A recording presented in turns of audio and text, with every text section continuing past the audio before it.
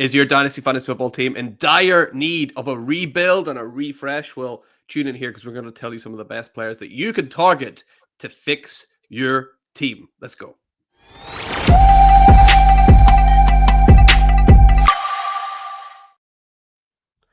Yes, hello everyone. Welcome into the Dynasty Hotseat. We're going to give you some players that you need to target for a rebuild team. Like, subscribe to become, certified. Look at that. Let's go. I'm going to kick things off with Marvin Harrison Jr. It seems obvious, but I mean, this guy coming out was one of the most hyped prospects that we've ever seen for Dynasty Fantasy Football. He's not been performing perhaps as well as we thought he would. He is starting to warm up a little bit at the back end of the season, whatever, Kyler Murray is not his quarterback, but currently he's listed over on Keep Trade Cut, which is a decent measure of the community's valuation. He's currently listed as wide receiver 17, and the reason why I am encouraged by this as a buy is because if you look at some of the best players that we have right now at the wide receiver position, a lot of them have gone through this exact same thing. The current wide receiver one by consensus is Jackson Smith-Njigba. You look at Jackson Smith-Njigba, where he was year 2 in December in his career. He was wide receiver 16, right where Marvin Harrison Jr. is right now. And people were saying, hey, guess what? The exact same things that people were saying about Marvin Harrison Jr., questioning the talent, questioning the prospect, questioning all these things that come out. And he turned it around. CeeDee Lamb was wide receiver 14, believe it or not. Remember, there was that little dip on CeeDee Lamb. That was about 2 years into his career as well. At one point, you had players like AJ Brown all the way down at wide receiver 24. Players like this that if you've seen the tape on and you trust the tape on, just continue to trust your gut. Believe in these, and they have enough talent that it will pan out. It's happened with Jackson Smith-Njigba. It's happened with CeeDee Lamb. It's happened with countless other players. I firmly believe that is going to happen with Marvin Harrison Jr. So I think this might be one of your final chances, your final seasons to go in and buy Marvin Harrison before it's too late. So that's my first one. I'm going to roll over to Ali. Who's your first target for a rebuild buy?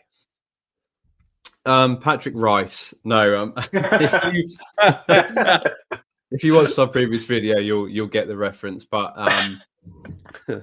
I mean, I'm just going to go crazy here, not say Patrick Rice. I'm going to say a running back, which isn't something I'd always say go out and buy for a rebuilder. But Bashal Tutin is the guy that I'm saying go out and buy. Running back 28 on Keep Trade Cut right now. Was actually quite fantasy relevant this week. Had the Russian touchdown, which was a bit painful because we've got Travis Etienne in quite a lot of places. And to see him in on the goal line was not great. But his usage is still relatively low, so not many people have talked about him. He's still only in on about 30% of the offensive snaps at the minute. But the touches this week was positive in Tutin's direction. It was 12 to Etienne and 8 to Tutin, so it's becoming closer to that 50-50 timeshare. And the most intriguing thing for me was Tutin was actually in on obviously the red zone touchdown.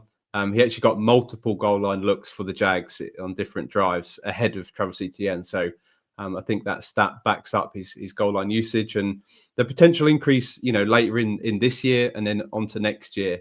Via Ian Hartitz, I saw over on X, percentage of carries with more than 3 yards after contact in the NFL this season. He's actually 6th in the NFL with 48%. So nearly 50% of his carries are going for 3 yards after contact. So that, paired with the fact that Liam Cohen is the offensive coordinator, the head coach, if he's going to be, his running back one next season, he's going to take a big spike in value. You look at the likes of Bucky Irvin, what he managed to do last season, that very similar sort of prospect size and everything really to Bucky Irvin. If that carried over to the Jags and he was running back one, I think what you're paying right now, you're probably paying a mid to late second. I think that's worth a punt for me in a league or two because I think that could easily be a first plus if he becomes that running back one next season. Yep, absolutely love that. Great target for sure. James, I can't believe the name that's going to come out of your mouth, but I can't believe it because it makes sense. Like, I never thought this would be a player that you could target in a rebuild. So who you got? Yeah, I've got Lamar Jackson. I don't know if you guys have heard of him. He's the quarterback for the Baltimore Ravens. Lamar, at the start of the season, you'd be you could have an argument for 3 quarterbacks to be the overall dynasty quarterback one, and not only that, the number 1 dynasty asset. I think it was a little bit premature with Jaden Daniels, but it was real toss up between Lamar and Josh Allen. And he's currently the QB3. We'll keep track up. Not only that, he's the 9th ranked dynasty asset. So there are 8 players ranked above him and keep track up in terms of overall value. Obviously, this year he's missed time with injuries. I think it's 3 games he missed. He's a QB 15 in points per game. But over the last 3 weeks, which is, a couple of weeks into his return from injury, he's scored 7 points a week, pretty much every one of those games. 7.2 is his average. If the Lamar owner in your league is supposed to be a contender, I mean, the chances are they probably are, because teams that own elite quarterbacks are normally contenders in Dynasty. There's a real chance that they're panicking because he's just losing matchups for them. They're probably going to lose their chance at the bye week, or they're going to go out early in the playoffs if this continues. For me, I think it's all just injury related, and so we can expect him to be completely back to normal next season. So it just represents for me a best buy window you're going to get for someone that's this good. We're talking about MVP level talent quarterback. Any given week can be the number 1 scorer fantasy. So you just don't get a chance to buy them in this situation. Normally you have to be massively overpaying, but you've probably got teams out there, certainly in several leagues at least, or the ones that I'm in, there'll be a Lamar owner who needs better production towards the end of the season, and maybe they're happy to accept something that they wouldn't accept normally because it means they can have another chance at winning the playoff game or winning the championship. So yeah, for me, this would be the number 1 rebuild target. It's obviously not that easy to do. You're paying a hell of a lot more than you are for Marvin Harrison Jr. or Bashal Tutin, but you're getting a top 2 dynasty asset if you can make that deal. And I think there's a real chance that it's way more attainable now than it would normally be. Yeah, and when he says now, he doesn't mean like, in the next few weeks. It literally right now. Like as soon as you finish watching this video, as soon as you've obviously hit the like button as well, that'd be great. Thank you very much. Then go buy him right now. There's no better time than the exact present that you're watching this, because his price, as soon as the season's over, his price is going to kind of float back to where it was, go back to status quo. So right now is the time to go and get Lamar Jackson for sure. And from one elite quarterback to the next, my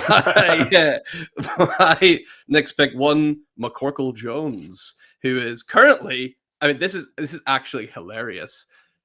Mac Jones is currently quarterback 29 on Keep Trade Cut. And I know what you're thinking. Hey, Mags, hold on. Are there not 32 starting quarterbacks and Mac Jones is backup? You'd be correct.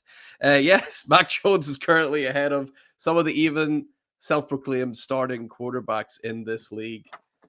And I think that's what he will become again next season. We've seen it twice now, 2 seasons in a row. Mac Jones came in 2 years ago at the Jags, or last year at the Jags, sorry. He looked excellent. There was no real drop-off between him and Trevor Lawrence. I mean, if you're Brian Thomas Jr., you wish you had him back, because that's when he was really soaring with Mac Jones there. And then this year at the San Francisco 49ers, again, you see no real drop-off with Mac Jones at the helm. These just aren't any teams that are losing every week. These are playoff teams that he's come in and looked really good at. So I'd be shocked if there wasn't a team that was willing to go out and trade for Mac Jones. I think he's still under contract with San Francisco, but I think someone will come in and look to trade and get Mac Jones on their roster. So if you act now, you'll be able to come in, get a starting quarterback for next year. What you do with that is kind of up to you. If you trust Mac Jones to be your QB3 moving forward, then you can have that. Or you could just go, you know what? I'll take the little interest here. As soon as he's named the starter, I can sell him. I can move on and use the extra draft picks or the extra players to continue my rebuild. It's kind of up to you how you play it. But for me, Mac Jones, almost guaranteed profit at this stage. So he's my second player. Ali, where are you going next? I'm going to Trey Harris, LA Chargers wide receiver. I know a lot of people married up the Chargers with the prospect of Trey Harris, and we're really, really excited. It peaked his value or his ranking on Keep Trade Cut up to wide receiver 40, sort of post draft in early June. He's dropped to the wide receiver 64 since, so quite a drop, especially given that he's a rookie. because of this, I think you've got the likes of Keenan Allen obviously on the team, signed late. And I think that a lot of people, I mean, he did come in and started the season really well, Keenan Allen, and a lot of people thought that he's taken a lot of the targets away from Trey Harris, although not necessarily playing in that same position as Keenan Allen. Keenan Allen has always been a target hog, someone throughout his career that's been such a dependable target for those big down situations, and has been for the Chargers this season. Although more recently, I think his usage has certainly dropped quite dramatically since the first 6 weeks of the season. And his usage, is on the decline. Trey Harris, as we know, as a prospect, we were all big fans of. This is a guy that you were drafting early in round 2. Even saw him go in the back of the first round in some rookie drafts. He had an insane yards per route run in college in that final season at Ole Miss. It was 5.12 yards per route run, which was absolutely insane. It was the best in college football. And actually, it got better every single year of his career. So he started off at 2.17, then 2.36, 3.17, up to 5.12 the season before he got drafted to the NFL. I actually saw quite an interesting post on X today, as it was a pictures of some big runs, or the biggest runs that the Chargers have had this season. And in every single one of them was a picture of Trey Harris absolutely blocking his ass off and opening gaps up on the field, which I think is a really, really good sign, because you've got Jim Harbaugh as the coach. Mm-hmm. He loves to run the ball, and he loves the fact that Trey Harris is out there being a really, really good and effective blocker, gets him on the field more often. And we're just hoping that leads to more receiving work next season, when the likes of Keenan Allen may not be there, and he can step up into that wide receiver 2 role with Lad McConkey. The big Vidal run this week, it was quite funny that the Chargers actually tweeted out that he took 2 defenders down in one big push, pushed them both to the ground, and opened up the big hole for Vidal to run into. So, yeah, Trey Harris is someone that wide receiver 64. I think you can pick him up for as little as a 3rd round pick right now. He's doing absolutely nothing on a contenders roster right now. If you pay a 3rd, you might get some interest in refreshing and adding to their portfolio. Just for a 3rd round pick, I think he can easily be worth at least a 2nd round pick next year if he steps into that wide receiver 2 role for the Chargers. Love that pick. Just it's a great move to make, I think, is just looking at who went, and you can do it as well with the first round. Who went in the first round just last year? Can you get him for a 2nd? Who went in the 2nd round last year? Can you get him for a 3rd? And hope that your trust in the process last year will come good eventually. So I love that. And James, I love your next buy as well. Someone that I don't think people might realize that will be on a new team very soon. Yeah, I've got another running back, Tyler Algier. So Ali mentioned that normally you wouldn't necessarily look to buy a running back in a rebuild, but I think there are a couple of scenarios where someone like Bashal Tutin or Tyler Algier you can look to buy. One's where the running back ahead of them is likely to be on a new team, or the running back themselves is likely to be on a new team. And yeah, Tyler Algier obviously got drafted the year before Bijan Robinson, and has had to be a handcuff, a backup running back. I think he's probably one of the best handcuffs you can buy in Dynasty. And yeah, he's out of contract in the offseason, and obviously they're just not going to give him a new deal when they've got Bijan there. Keep trade cut running back 32. And I think if he is the starter on any team, basically next season, he's going to be in the 20s, early 20s, probably, if not even higher.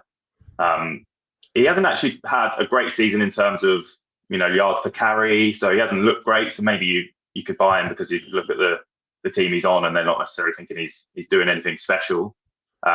He's only on 3.5 yards per carry. But he is top 20 in success rate, which makes me think that he's used a lot on short yardage and around the goal line, which also makes sense because I think he's only 4 running backs have scored more touchdowns than him this year, which is annoying if you're a Bijan Robinson owner because he's vulturing them all. But yeah, of the running backs that have scored more, it's those guys like Jonathan Taylor. They've all had 80 plus carries more than Algier has to get more touchdowns than him. Obviously, some of them have scored way more touchdowns than him, like Jonathan Taylor. But yeah, I just think that this is a guy that he's shown in the past that he's a really solid, good NFL running back, and I think he'll be great for fantasy if he lands on any team where he's the running back 1 or at least the 1A.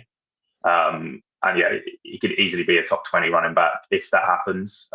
It would have to obviously keep an eye out to see where he does sign, because he could easily sign somewhere where that doesn't happen. But we know where he's going. We know where he's going. Come on, there's no way Arthur Smith is not taking Tyler Algier to Pittsburgh, right? And that would be perfect as well. By the way, like that is an absolutely ideal landing spot for him. If he ends up at the Pittsburgh Steelers, there's not too much competition there. That's why I love this one so much, James. That's my dream landing spot for him. Ali, have you got any other spots that you think Tyler Algier would really slot in nicely? Probably none more than the Steelers. You know, if Caleb Johnson is still not doing anything next year, I mean, there's obvious spots like the Chiefs. You know, if they go for a free agent running back, any running back they go for is going to see a big spike in value. So there is some teams, but Arthur Smith, you just know it's going to happen. Yeah, absolutely. So I love that buy. And this one is going to sound weird, I suppose, but it's one that I do like. Najee Harris, right? Remember him? Najee Harris, currently moonlighting as a pirate. He is running back 75, which is crazy to even think that he's fallen this far. And he's ranked below Bam Knight, by the way, which I thought was funny.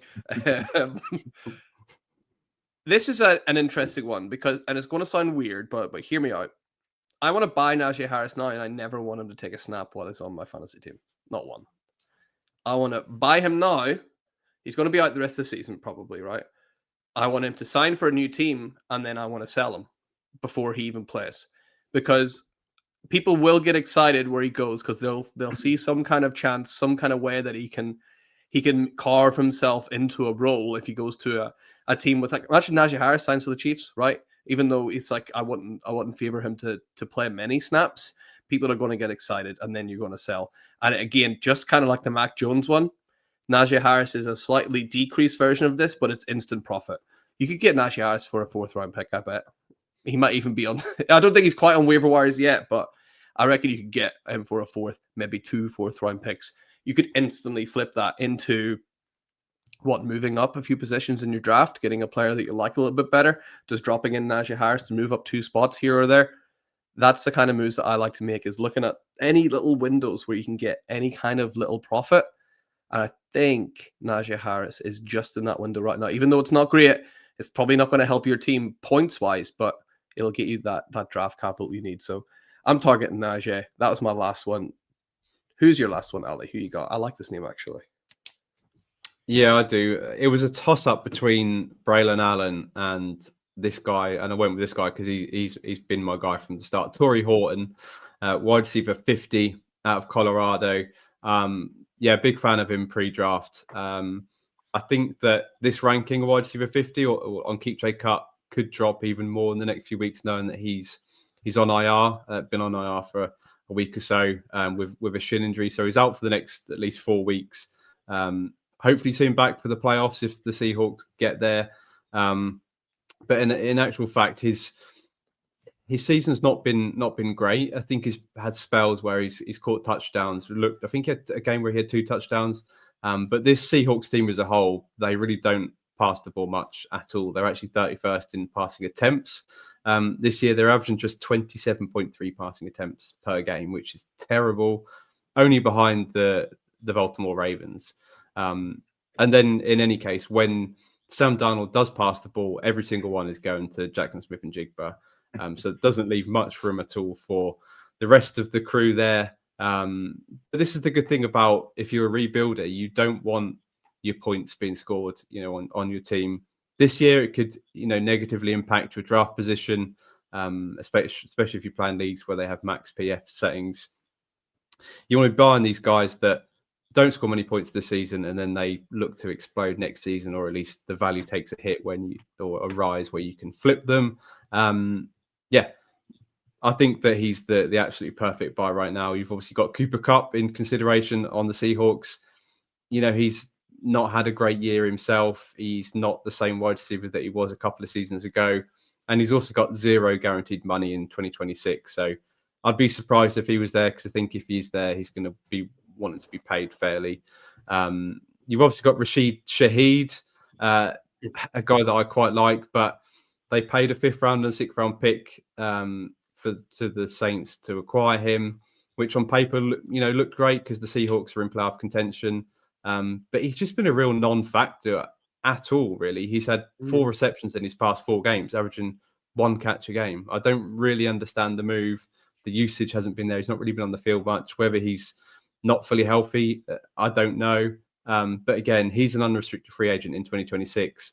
I'll be surprised if they re-sign him unless it was a really, really cheap deal. And I think he's going to want to be paid because he has been productive on the Saints before. So yeah, I really, really like the prospect of Torrey Horton stepping into the wide receiver 2 role in 2026 for the Seahawks. And because of that, a wide receiver 50 right now, he could easily be a wide receiver 60 in a few weeks.